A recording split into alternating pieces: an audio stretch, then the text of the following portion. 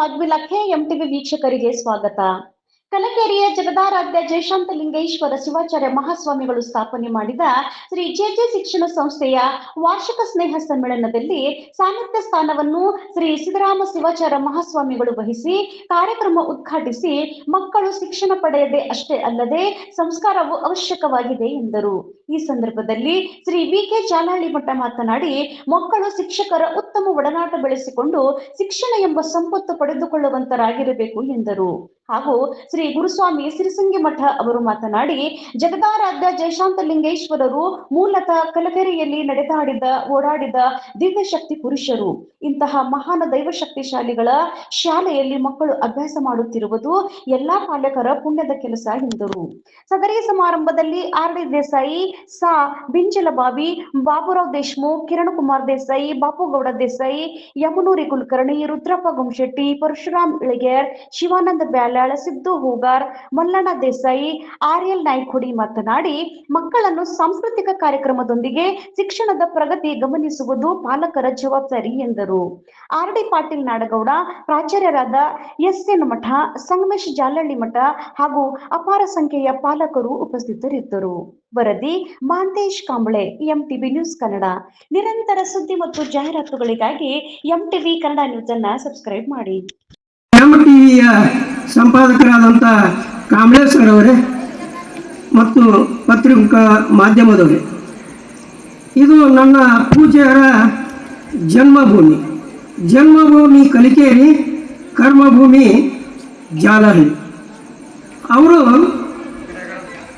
ಭಾಳ ವಿದ್ವಾಂಸರು, ಪಂಡಿತರು, ತಪೋನಿಷ್ಠರು. ಆದ್ರೆ ಅವರ ಕನಸು ಭಾಳ ದೊಡ್ಡದು. ಏನಪ್ಪ ಅಂತಂದರೆ, ಅವರು ಮಕ್ಕಳ ವಿದ್ಯಾ ಸಲುವಾಗಿ ತಮ್ಮ ಸಾಕಷ್ಟು ಕಷ್ಟ ನೋವುಗಳನ್ನು ಸಹಿಸಿದ್ದಾರೆ.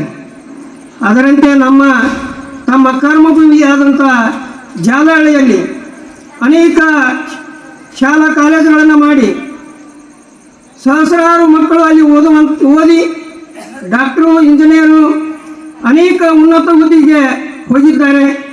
ಉದಾಹರಣೆಗೆ ನಾನು ಕೂಡ ಅವರ ಸೇವಕನಾಗಿ ಹೋಗಿ ಅಲ್ಲಿ ಶಿಕ್ಷಕನಾಗಿ ಇಂದು ಈ ಸಂಸ್ಥೆಯ ಕಾರ್ಯದರ್ಶಿ ಕೂಡ ಆಗಿದ್ದೇನೆ. ಅದು ಅವರ ಅನುಗ್ರಹದಿಂದ ನಾನು ಈ ಮಟ್ಟಕ್ಕೆ ಬಂದಿದ್ದೇನೆ. ಅದೇ ಕನಸನ್ನು ಅವರು ಎಲ್ಲಿ ಇಟ್ಟುಕೊಂಡಿದ್ದರು ಅಂದರೆ, ತಮ್ಮ ಜನ್ಮಭೂಮಿಯಲ್ಲಿ ಇಟ್ಟುಕೊಂಡು ಈ ಸಂಸ್ಥೆಯನ್ನು, ಶಾಲೆಯನ್ನು ಹುಟ್ಟುಹಾಕಿದರು. ಆದರೆ ಇಲ್ಲಿ ಸ್ವಲ್ಪ ಸಹಕಾರದ ಕೊರತೆ, ತಪ್ಪು ತಿಳ್ಕೋಬಾರ್ದು ಕಲಿಕೇರಿ ಗ್ರಾಮಸ್ಥರು. ಯಾಕಂದರೆ ಪೂಜ್ಯರ ಕನಸು ನನಸಾಗಬೇಕಾದ್ರೆ ಅವರು ತಪಸ್ಸುಗಳು, ಧ್ಯಾನಿಗಳು, ಈ ಭೂಮಿಯಲ್ಲಿ ನಡೆದಾಡಿದ್ದಾರೆ, ಓಡಾಡಿದ್ದಾರೆ. ಈಗ ಅವ್ರು ಬಂದು ಮುಂದೆ ಬರೀ ಸುಮ್ಮನೆ ನಿಂತರೆ ಹರಿಯೋ ಹಾವು ನಿಂದಿರ್ತಾವೆ. ಇದು ಬರೇ ಮುಖಸ್ತುತಿ ಅಲ್ಲ, ಇದು ಸತ್ಯ. ನಾನು 35 ವರ್ಷದಿಂದ ಅವರ ಸೇವಕನಾಗಿ ನಾನು ಕಾರ್ಯನಿರ್ವಹಿಸಿದ್ದೇನೆ. ಅನೇಕ ಸಾವಿರಾರು ಪವಾಡಗಳಿವೆ. ಅಂತೆಂಥ ಪವಾಡಗಳಲ್ಲ, ಸಾವಿರಾರು ಪವಾಡಗಳು ಅದಾವ, ಇದು ಸತ್ಯ.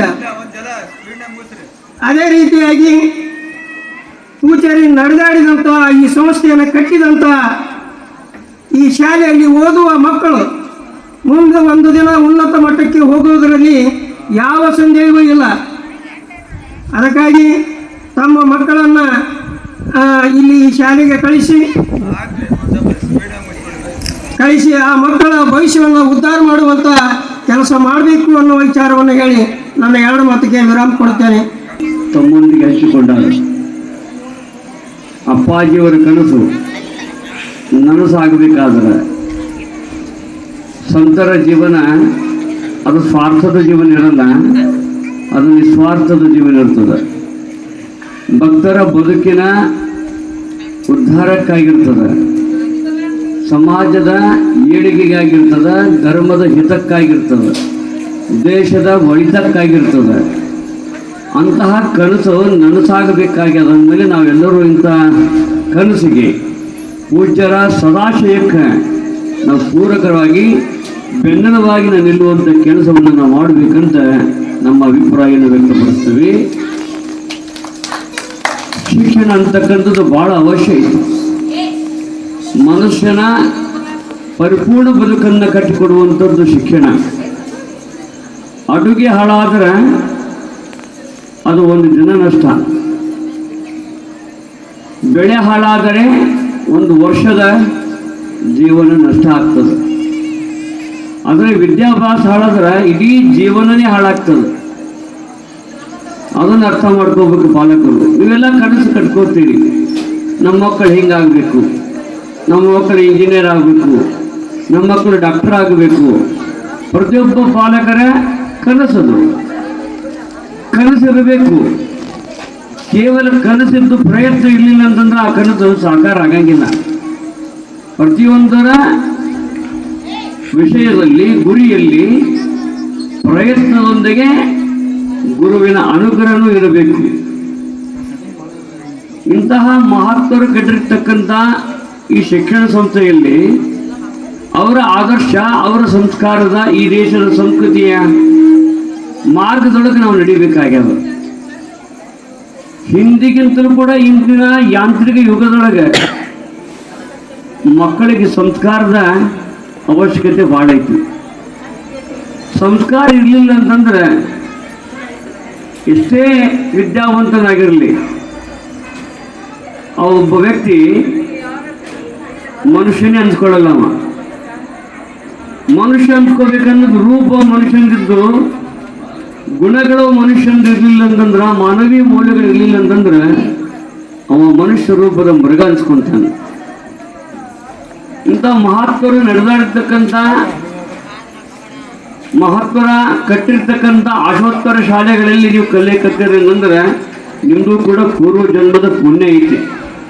ಪುಣ್ಯ ಇದ್ದಲ್ಲಿ ಸೌಭಾಗ್ಯ ಸಿಗ್ತೈತಿ. ಪಾಲಕರದಿದೆ. ಯಾಕಪ್ಪ ಅಂತಂದ್ರೆ ಈ ಕೆಲಸವನ್ನು ನೀವು ಮಾಡಲಿಲ್ಲ ಅಂದ್ರೆ ನಿಮ್ಮ ಮಕ್ಕಳು ಏನಾಗಬೇಕು ಅಂತ, ನಿಮ್ಮ ಮಕ್ಕಳ ಬದುಕು ಸುಂದರವಾಗಿ ರೂಪುಗೊಳ್ಳಬೇಕಂತ ಕನಸು ಕಟ್ಕೊಂಡಿರೋ ಅದು ಯಾವ ಕಾಲಕ್ಕೂ ಸಾಕಾರಗೊಳ್ಳಂಗಿಲ್ಲ. ಶಿಕ್ಷಣ ಕೇವಲ ಹಣ ಗಳಿಕೆಯ ಗುರಿ ಆಯಿತು ಅಂತಂದ್ರೆ ವೃದ್ಧಾಶ್ರಮಗಳು ಹುಟ್ಕೋತಾವ. ಪ್ರೀತಿ, ವಾತ್ಸಲ್ಯ, ಮಮತೆ, ಸಹಬಾಳ್ವೆ, ಸೌಹಾರ್ದತೆ, ನೆಮ್ಮದಿ ಕುಟುಂಬದಲ್ಲಿ ಇರಲ್ಲ, ಸಮಾಜದೊಳಗೂ ಇರಂಗಿಲ್ಲ. ಒಬ್ಬ ಮುದುಕಿ ಬಂದಿದ್ದು ಒಂದು ಮಠದಾಗ, ಒಂದು ಊರಿಗೆ ಹೋಗಿದ್ವಿ. ಆ ಸ್ನೇಹಿತರ ಮಠ ಆಗಿದ್ರಿಂದ ಅವ್ರ ಮಠದಾಗ ನಾವು ಕುತ್ಕೊಂಡಿದ್ವಿ. 50 ಎಕರೆ ಜಮೀನಿತ್ತು ಆ ತಾಯಿದು. ಯಜಮಾನರು ಸೇರ್ಕೊಂಡಿದ್ರು. ಮಠಕ್ಕೆ ಬಂದು ಯಥಾಸ್ಥಿತಿ ಗದ್ದಿಗೆ ದರ್ಶನಕ್ಕೆ ಬರಂಗ ಬರ್ತಿದ್ಲು. ಬಂದು ಒಂದು ಸಂದರ್ಭದಾಗ ಗುರುಗಳ ಹತ್ರ ನಾವು ಇಬ್ಬರು ಕೂಡಿ ಕೂತ್ಕೊಂಡಾಗ ಆ ತಾಯಿ ಗುರುಗಳ ಹತ್ರ ಒಂದು ವಿಷಯವನ್ನು ಪ್ರಸ್ತಾವನೆ ಮಾಡ್ತಾಳೆ. ನಾವು ಒಂದು ಹೊತ್ತು ಊಟ ಮಾಡಕ್ಕೆ ಕಷ್ಟ ಇತ್ತು. ನಮ್ಮ ಸಂದರ್ಭ ಜೀವನ ಕಷ್ಟಪಟ್ಟು ಓದಿ ಇಂಜಿನಿಯರ್ ಆದ್ವಿ. ನನ್ನ ಗಂಡ ಡಾಕ್ಟರ್ ಇದ್ದ. ವಿಧಿ ಆಟದಂತೆ ನಮ್ಮ ಯಜಮಾನರು ನಮ್ಮ ಬಿಟ್ಟು ಹೋದರು. ನಮಗೆ ಹೊಟ್ಟೆಗಿಲ್ಲದಿದ್ರು ಕೂಡ ನಮ್ಮ ಮಕ್ಕಳಿಗೇನು ಕಡಿಮೆ ಇಲ್ದಂಗೆ ನಾವು ಎಲ್ಲ ರೀತಿಯಾದ ಸೌಲಭ್ಯಗಳನ್ನು ನಾವು ಮಾಡಿದ್ವಿ. ಉತ್ತಮವಾದ ಶಿಕ್ಷಣ ಸಂಸ್ಥೆಯಲ್ಲಿ ಕಲೀಲಾಕ ಹಾಕಿದ್ವಿ. ಈಗ ನೀವೆಲ್ಲ ಕಳಿಸ್ತೀರಿ, ಆಳ್ವಾಸ, ಮೂಡುಬಿದಿರೆ ಹಿಂಗೆಲ್ಲ ಕಳಿಸ್ತಿರಲ್ಲ. ಹಂಗೆ ಅವ್ರು ಒಳ್ಳೆಯ ರೀತಿಯಿಂದ ಅಂಥ ಒಳ್ಳೊಳ್ಳೆ ಶಿಕ್ಷಣ ಸಂಸ್ಥೆಯಲ್ಲಿ ಏನೂ ಕೊರತೆ ಬಾರದ ಹಾಗೆ ಆ ಮಕ್ಕಳನ್ನು ಪಾಲನೆ ಮಾಡೋದು. ಬಟ್ಟೆ ಆಗಿರ್ಬೋದು, ಬರಿ ಆಗಿರ್ಬೋದು, ಪುಸ್ತಕ ಆಗಿರ್ಬೋದು, ಫೀಸ್ ಆಗಿರ್ಬೋದು, ಹಣಕಾಸಿನಾಗಿರ್ಬೋದು, ಏನೇ ಇರಲಿ ಮಕ್ಕಳು ಬೇಡಿದ್ದನ್ನು ನಮಗೇನು ಬಂದದ ಕೊರತೆ ಸಮಸ್ಯೆ ಅದು ನಮಗೇ ಇರಲಿ, ನಮ್ಮ ಮಕ್ಕಳಿಗೆ ಬಾರ್ದಿರಲಿ ಅಂತೇಳಿ ಆ ಪಾಲಕರು ಭಾಳಷ್ಟು ಮುತುವರ್ಜಿ ವಹಿಸಿ ಮಾಡಿದಿರ್ತಾರೆ. ವಿದ್ಯಾವಂತರು ಮಾಡಿದಿರ್ತಾರೆ. ನೌಕರಿದಾರರಾಗಿ ಕೂಡ ಮಾಡಿದ್ರು. ಯಾಕೆ ಉತ್ತಮವಾದ ಶಿಕ್ಷಣ ಸಿಕ್ತು. ಒಳ್ಳೆಯ ಗಳಿಕೆಯಿಂದ, ಅಂಕ ಗಳಿಕೆಯಿಂದ ಶಾಲೆಗೆಲ್ಲ ಡಿಸ್ಟಿಂಕ್ಷನ್ಗೆ ಪಾಸಾಗಿರೋದ್ರಿಂದ ಅವರಿಗೆ ಯೂನಿವರ್ಸಿಟಿ ಸೆಲೆಕ್ಷನ್ ಆಗಿ ಉತ್ತಮವಾದ ಜಾಬ್ ಸಿಕ್ತು. ಮುಂದೆ ಆ ಇಬ್ಬರು ಮಕ್ಕಳು ಫಾರಿನ್ನಲ್ಲಿ ನೌಕರಿ ಮಾಡಕತ್ತರು. ಫಾರಿನ್ನಲ್ಲಿ ನೌಕರಿ ಮಾಡ್ತಕ್ಕಂಥ ಮಕ್ಕಳು ಕಳಿಸಿ ಲಾಲ್ಯ ಪಾಲನೆ ಮಾಡಿ ಬೆಳೆಸಿರ್ತಕ್ಕಂಥ ತಾಯಿಯನ್ನು ನೋಡೋದಕ್ಕೆ ಅವ್ರಿಗೆ ಸಮಯ ಇಲ್ಲ. ತಂದೆ ತಾಯಿಗೆ ಮಕ್ಕಳು ಗಳಿಸಿದ ಹಣ ಬೇಕಾಗಿರಲ್ಲ. ಒಂದು ಪ್ರೀತಿಯನ್ನು ಆರಂಭದಲ್ಲಿ ಅವ್ರು ಕೊಟ್ಟು ಬೆಳೆಸಿರ್ತಾರ, ವಯಸ್ಸಿನಲ್ಲಿ ಅವರು ಮಕ್ಕಳ ಭಾವನೆಯಲ್ಲೇ ಬಂದಿರ್ತಾರ. ಮಕ್ಕಳಿಂದ ಬಯಸೋದು ಪ್ರೀತಿ, ಒಂದು ವಾತ್ಸಲ್ಯ. ನಮ್ಮವು ಉಂಡಾಳೇನು, ನಮ್ಮವು ತಿಂದಾಳೇನು, ನಮ್ಮವು ಆರಾಮ ಅದಾಳೇನು ಅಂತ ಕೇಳಿದ್ರೆ ಒಂದು ದಿನಕ್ಕೆ 10 ಕೋಟಿ ಕೊಟ್ಟಷ್ಟು ಖುಷಿ ಆಗ್ತದ ಅವ್ರಿಗೆ. ಯಾಂತ್ರಿಕ ಬದುಕಾಗಿ ಬಿಟ್ಟದ, ಯಾಂತ್ರಿಕ ಜೀವನ ಆಗಿ ಬಿಟ್ಟದು. ಹಣ ಗಳಿಸಿ ಅವರು ಹಣ ಗಳಿಸಿ ಮಕ್ಕಳು ವಿದ್ಯಾಭ್ಯಾಸಕ್ಕಾಗಿ ಹಣ ಗಳಿಸಿದ್ರು. ಅವರು ಮಾಡಿದ ಕೆಲಸವನ್ನೇ ಇವರು ಅದೇ ಮಾಡಕ್ ಹೋದ್ರು. ಅವ್ರ ಯೋಗಕ್ಷೇಮವನ್ನು ನೋಡಲೇ ಇಲ್ಲ, ಮಾಡಲೇ ಇಲ್ಲ. ಅವರು ಬ್ಯಾಸ ಅನ್ನಿಸಿ ಜೀವನನೇ ಬ್ಯಾಡ ಅಂತೇಳಿ ಇರೋ ಆಸ್ತಿಯನ್ನ, ಯಾಕಂದ್ರ ತಾಯಿಯ ಅವಶ್ಯಕತೆನೇ ಅವ್ರಿಗೆ ಇಲ್ದಂಗಾಯ್ತು. ಏನೂ ಕೊರತಿಲ್ಲ. ತಿಂಗಳಿಗೆ 2-5 ಲಕ್ಷ ರೂಪಾಯಿ ಸಂಬಳ ಅವರಿಗೆ. ನಿನಗೇನು ಬೇಕು? ತಿಂಗಳ ರೊಕ್ಕ ಎಷ್ಟು ಬೇಕಾದ್ರೆ ಕಳಿಸ್ತಿಲ್ಲ. ಅಡಿಗೆ ಮಾಡಕ್ಕೆ ಅದಾಳ, ಬಾಂಡೆ ತೊಳಕ್ಕೆ ಅದಾಳ, ಬಟ್ಟೆ ಒಗೆಯಕ್ಕೆ ಅದಾಳ. ನಿನಗೆ ನೋಡ್ಕೊಂಡು ಹೋಗ ಚಿಕಿತ್ಸೆ ಕೊಡಕ್ಕ 3 ನರ್ಸ್ ನೇಮಿಸಿದ್ವಿ. ಎದಕ್ಕೆ ಕಿರಿಕಿರಿ ಮಾಡ್ತೀರಿ, ಎದಕ್ಕೆ ಫೋನ್ ಹಚ್ತೀರಿ, ಯಾಕೆ ತಿಳಿತಿತ್ತೀರಿ ಅಂತ ಎತ್ತ ತಾಯಿಗೆ ಹಿಂಗಂದ್ರೆ ತಾಯಿಗೆ ಹೆಂಗಾಗಿಲ್ಲ. ಇದಕ್ಕೆ ಶಿಕ್ಷಣ ಅನ್ನಂಗಿಲ್ಲ, ಅದಕ್ಕೆ ಸಂಸ್ಕಾರ ಇಲ್ಲ ಅಂತಂದ್ರೆ ಪಶುಭಿ ಸಮಾನ ಅಂತ. ನಾವು ಯಂತ್ರ ಮಾನವಗಳನ್ನ ತಯಾರು ಮಾಡ್ದಂಗಲ್ಲಾಗತ್ತದ. ಸಂಸ್ಕಾರ ಕೊಡ್ಲಿಲ್ಲ ಅಂತಂದ್ರೆ ಮನುಷ್ಯರಾಗಲ್ಲ. ಅದಕ್ಕೆ ಯಪ್ಪ ನನ್ನ ಜೀವನ ಸಾಕಾಗ್ಯದ, ಇನ್ನು ಆಶೀರ್ವಾದ ಎಲ್ಲ ಚಲೋ ಇತ್ತು, ಮಕ್ಕಳು ಇಂಥ ಹುಟ್ಟಿದ್ದು, ಅದಕ್ಕೆ ನಾವು ಜೀವನ ಸಾಕಾಗ್ಯದ, ನನ್ನ ಇಡೀ ಆಸ್ತಿಯನ್ನು ನಿನ್ನ ಮಠಕ್ಕೆ ಕೊಟ್ಬಿಡ್ತೀನಿ, ನೀನು ತೊಗೊಂಡ್ಬಿಡು, ಆದಷ್ಟು ಬೇಗ ನನಗೆ ಅನುಗ್ರಹ ಕೊಟ್ಬಿಡು, ನನ್ನ ಕಣ್ಣು ಮುಚ್ಚಂಗೆ ಭಗವಂತ ಆಶೀರ್ವಾದ ಮಾಡಂತ ತಾಯಿ ಬೇಡ್ಕೊಂಡ್ರು. ಎಷ್ಟು ಕೆಟ್ಟಾಗಿ ಆ ಮನಸ್ಸು ಆ ಮಾತನ್ನು ಆ ತಾಯಿ ಬಾಯಿಗೆ ಬಂದಿರೋರು ವಿಚಾರ ಮಾಡ್ರಿ. ಅದಕ್ಕೆ ಬರೀ ನಿಮ್ಮ ಮಕ್ಕಳು 100ಕ್ಕೆ 100 ಅಂಕ ಗಳಿಸೋದನ್ನು ನೋಡಬೇಡ್ರಿ. ಸಾಲಿ ಕಲ್ತಿಲ್ಲ ಅಂದ್ರು, ದನ ಕಾಯ್ತಿದ್ರು ಕೂಡ ಅವ್ರೆಷ್ಟು ಚಂದ ಸಂಸಾರವನ್ನು ಮಾಡ್ತಾರ, ಬದುಕನ್ನು ಮಾಡ್ತಾರ, ತಾಯಿಯನ್ನ ತಂದೆಯನ್ನ ಗೌರವಿಸ್ತಾರೆ.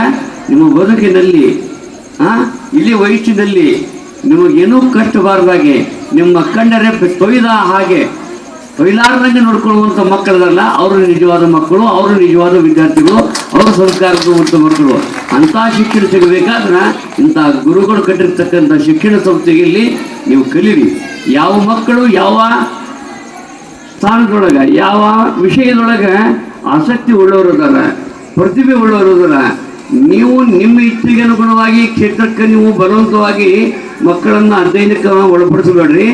ನಿಮ್ಮ ಮಕ್ಕಳ ಪ್ರತಿಭೆಗೆ ವೇದಿಕೆ ಅದಲ್ಲ, ಈ ವೇದಿಕೆ ಗುರುತಿಸಿಕೊಡ್ತದ.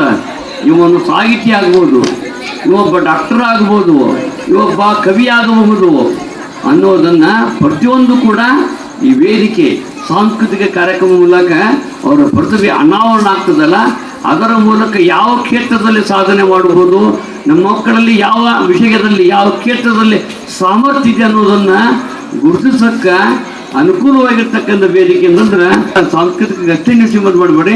ಅವರ ಬದುಕು ಯಾವ ದಾರಿ ಒಳಗೆ ರೂಪುಗೊಳ್ತದೆ ಅನ್ನೋದನ್ನು ಅರ್ಥ ಮಾಡಿಕೊಂಡು ಆ ಕ್ಷೇತ್ರದಲ್ಲಿ ನೀವು ಸಾಧಿಸ್ರಿ.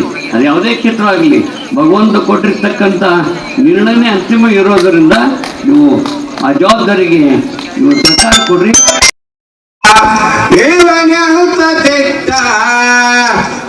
ಸೂರ ಬೆಂಕಿ ಚಂಡರಾಯಣ್ಣ, ಗಂಡು ಎಂದರ ಗಂಡು ರಾಯಣ್ಣ, ಇವನಂತ ತೀರ ಸೂರ ಬೆಂಕಿ ಚಂಡರಾಯಣ್ಣ.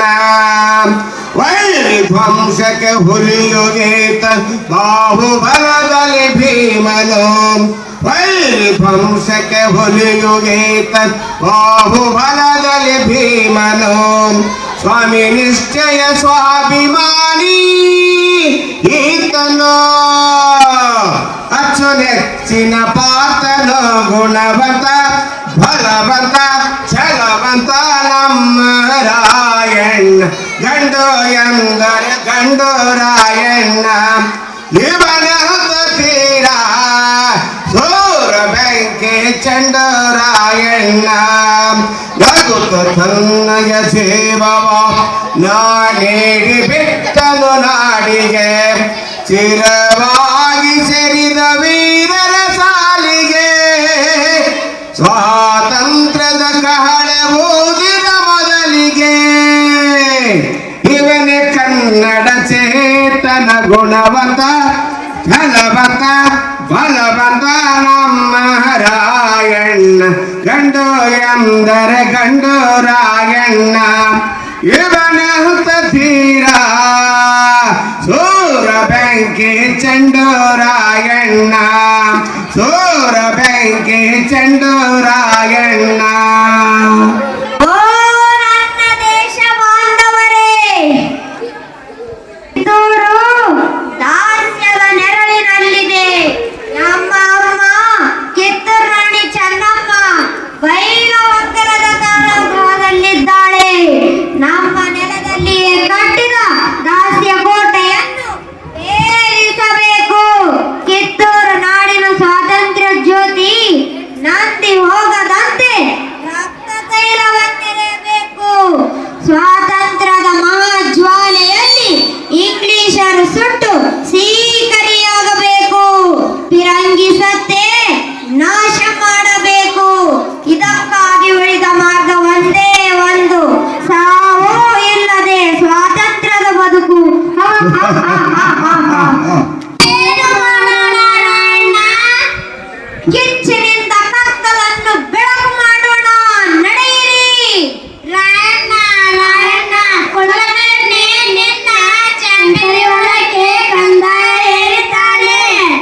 ಎಲ್ಲ ಕುಲಕರ್ಣಿ ಇಂಗ್ಲಿಷರ ಏಜೆಂಟರಂತೆ ವರ್ತಿಸುತ್ತಿರುವೆಯಾ? ನಿನ್ನ ನೋಡಿಯೇ ಬಿಡುತ್ತೇನೆ. ನನ್ನಮ್ಮ ನನ್ನ ಮಗನನ್ನು ದತ್ತು ತೆಗೆದುಕೊಳ್ಳುತ್ತಾಳೆಂದು ಮಾಡಿದ್ದೆ. ಆದರೆ ಮಾಸ್ತಮರಡಿ ದೇಸಾಯರ ಮಗನನ್ನು ದತ್ತು ತೆಗೆದುಕೊಂಡಳಲ್ಲ. ಇರಲಿ, ಚೆನ್ನಮ್ಮನನ್ನು ರಾಯಣ್ಣನನ್ನು ಮುಗಿಸಿ ಬಿಡದಿದ್ದರೆ ನಾನು ಲಿಂಗನಗೌಡನಲ್ಲ. ಗೌಡ ಏನೇನೋ ಯೋಚನೆ ಮಾಡುತ್ತಿರಲ್ಲ. ಹೆಂಗರ ಮಾಡಿ ರಾಯಣ್ಣನ ಹುಟ್ಟಡಗಿಸಬೇಕಲ್ಲ ವೆಂಕನಗೌಡ. ಎಂತ ದೊಡ್ಡ ಮಾತು ಬಿಡಿಸಿ ಹೇಳಿದ್ರೆ ಆಯ್ತು. ಬನ್ನಿ ನಾವಿಬ್ಬರು ಸೇರಿ ವಿಚಾರ ಮಾಡೋಣ. ರಾಯಣ್ಣ ರಾಯಣ್ಣ ರಾಯಣ್ಣ ಬೀಡಿ ತಾಲೂಕು ಕಚೇರಿಗೆ ಬೆಂಕಿ ಇಟ್ಟಿದ್ದಾನೆ. ಸಂಬಗಾವಿ ತಾಲೂಕು ಕಚೇರಿಗೆ ಬೆಂಕಿ ಇಟ್ಟಿದ್ದಾನೆ. ನಮ್ಮ ಟಪಾಲು ಕದಿಯುತ್ತಿದ್ದಾನೆ. ಕಂದಾಯ ಲೂಟಿ ಮಾಡುತ್ತಿದ್ದಾನೆ. ಏನಾದರೂ ಮಾಡಿ ಅವನನ್ನು ಹಿಡಿಯಲು ಉಪಾಯ ಮಾಡಬೇಕು.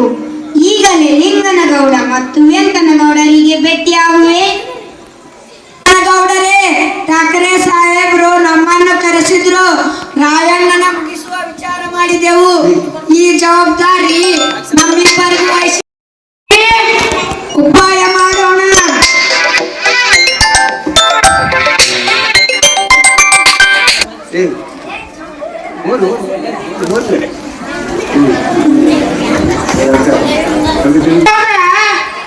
ಏ ಲಕ್ಕ, ಬಾ ಇಲ್ಲಿ. ರಾಯಣ್ಣ ಜಳಕ ಮಾಡಕತ್ತಾನ. ಹೆಂಗಾರ ಮಾಡಿ ಆ ಕಡಗ ತಗೊಂಬಾರು. ಕಡಗ ತೆಗೆದು ಹೊರಗಿಟ್ಟಾನ. ಹೌದು ಹೌದು ಲಕ್ಕ, ಹೆಂಗಾರ ಮಾಡಿ ಆ ಕಡಗ ತಗೊಂಡು ಬಾರು. ಆಗಲ್ರಿ ಅಪ್ಪ.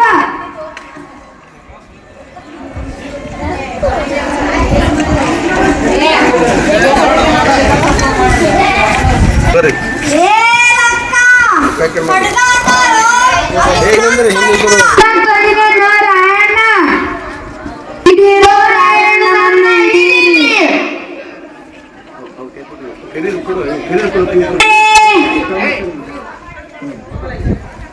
ಮೋಸಗಾರರೇ, ಮೋಸ ಮಾಡಿದ್ರಲ್ಲೋ. ದೇಶಭಕ್ತರ ಹೆಸರಲ್ಲಿ ನನ್ನ ಸೇರಿ ಮೋಸ ಮಾಡಿದ್ರಿ. ಚೆನ್ನಮ್ಮ ರಾಣಿಗೂ ಮೋಸ ಮಾಡಿದ್ರಿ. ಚೆನ್ನಮ್ಮ ಘಾತವಾಯಿತು, ಘಾತವಾಯಿತು.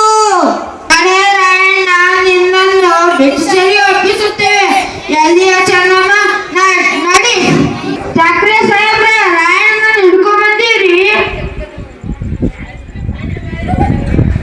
ನೀನೇನು ರಾಯಣ್ಣ, ಬೆಂಕಿ ಇಟ್ಟ ರಾಯಣ್ಣ, ಟಪಾಲು ಕದ್ದ ರಾಯಣ್ಣ, ಇವನನ್ನು ಈಗಲೇ ಸೆರೆಮನೆಗೆ ಎತ್ತೀರಿ.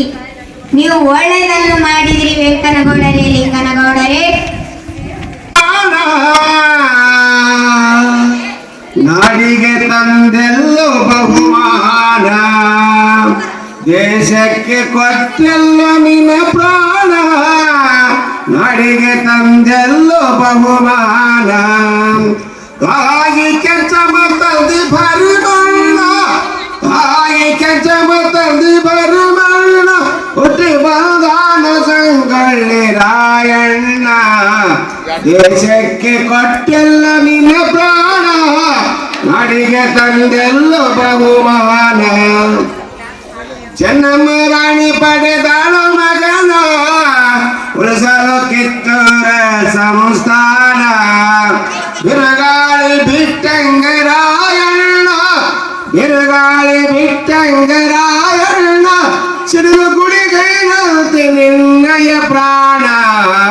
ದೇಶಕ್ಕೆ ಕೊಟ್ಟೆಲ್ಲ ನಿನ್ನ ಪ್ರಾಣ, ನಾಡಿಗೆ ತಂದೆಲ್ಲೋ ಬಹುಮಾನ. ಋಣ ಮುಗಿತು ನೋವಗೆದಾರೋ ಬಲಿನ, ಮೋಸ ಮಾಡಿ ಹಿಡದಾರೋ ನಮ್ಮ ಹೋಲಿನ. ಇದರಿಗೆ ಮಾಡಲಿಲ್ಲ ಸೂರತನ, ಇದರಿಗೆ ಮಾಡಲಿಲ್ಲ ಸೂರತನ, ರಕ್ತ ಕುಡಿಯುತ್ತದೆ ಕೆಡವತ್ತಿದ್ದ ನಿಮ್ಮ ಹೆಣ. ದೇಶಕ್ಕೆ ಕೊಟ್ಟೆಲ್ಲ ನಿನ್ನ ಪ್ರಾಣ, ನಾಡಿಗೆ ತಂದೆಲ್ಲೋ ಬಹುಮಾನ. ದೇಶಕ್ಕೆ ಕೊಟ್ಟೆಲ್ಲೋ ನಿನ್ನ ಪ್ರಾಣ, ನಾಡಿಗೆ ತಂದೆಲ್ಲೋ ಬಹುಮಾನ.